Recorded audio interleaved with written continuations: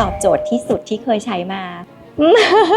อยากให้ลองเปิดใจเพราะว่าเราก็มาจากเคาน์เตอร์แบรนด์เหมือนกันไม่เคยคิดว่าแบบเราจะมาใช้เวชสำอางมันเห็นผลจริงๆเป็นซิสเต็มที่เราใช้3ตัวเพียงพอถ้ามาลองเปิดใจรับรองว่าติดใจแน่นอนค่ะลองซื้อตัวทดลองมาลองก่อนก็ได้แต่ว่าถ้าได้ลองแล้วเนี่ยวันไหนไม่ได้ใช้เนี่ยคุณจะรู้สึกว่าชีวิตขาดอะไรไปต้องลองนะคะเราจะไม่ผิดหวังเราจะไม่เปลี่ยนใจอยากให้ลองใช้สักเซตหนึ่งรับรองติดใจมีเซตที่ 2 3 4 แน่นอนใช้แค่3ตัวนี้ส่วนตัวแล้วเห็นผลที่น่าพึงพอใจโดยเฉพาะจุดด่างดำก็จางลงอยากจะให้แบบเปิดใจให้ลองมาใช้ผลิตภัณฑ์ของคุณหมอดูอะค่ะเห็นผลได้อย่างชัดเจนในระยะยาวทำให้เรามีความมั่นใจในสภาพผิวพี่ป้ายยาให้แฟนพี่ใช้แล้วแหละเขาชอบมากเลยค่ะอยากผิวดีต้องลอง